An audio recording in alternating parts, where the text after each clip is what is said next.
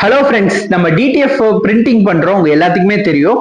But நம்ம கிட்ட ரெகுலரா ஒரு கொஸ்டின்ஸ் வருது, இன்ஸ்டாகிராம்லயும் சரி வாட்ஸ்அப்லயும் சரி. ஒரு மீட்டருக்கு எத்தனை ஸ்டிக்கர் ப்ரோ விழுகும்னு கேக்குறீங்க. அது எக்ஸ்பிளனேஷன் தான் இந்த வீடியோ. வாங்க வீடியோக்குள்ள போலாம். இப்போ நம்ம மேஜரா நம்ம கிட்ட கேட்கறது என்னன்னு பாத்தீங்கன்னா A4 சைஸ் கேக்குறாங்க. அதுக்கப்புறம் பாத்தீங்கன்னா A3 சைஸ் கேக்குறாங்க. ஸோ இதை மேஜரா வச்சுதான் நான் சொல்ல போறேன்.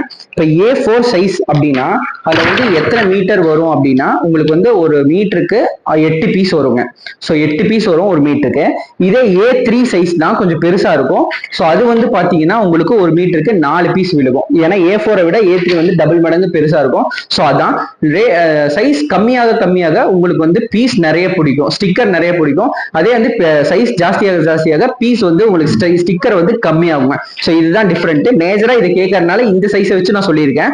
உங்களுக்கு சைஸஸ் ஏதாவது வேணும், என்கொயரி வேணும் அப்படின்னு சொன்னீங்கன்னா கீழே கொடுத்துருக்க நம்பருக்கு கால் பண்ணுங்க. அவங்க எக்ஸாக்டா உங்களுக்கு என்ன பிரைஸ், என்ன ஒரு மீட்டருக்கு எவ்வளவு விழுகும், எவ்வளவு மீட்டர் உங்களோட பிரிண்ட்ஸ் எடுத்துக்கோங்கிறத தெளிவா சொல்லிடுவாங்க. ஸோ இந்த மாதிரி டிடிஎஃப் பத்தி தெரிஞ்சுக்கணும்னா இந்த வீடியோக்கு ஒரு லைக் பண்ணிட்டு கமெண்ட்ல டிடிஎஃப்னு கேளுங்க, என்ன கொஸ்டின் அடுத்து கேட்கணுங்கிறத கேளுங்க. இந்த வீடியோ ஃபாலோ பண்ணிக்கோங்க. அடுத்த வீடியோல சந்திப்போம். பாய்.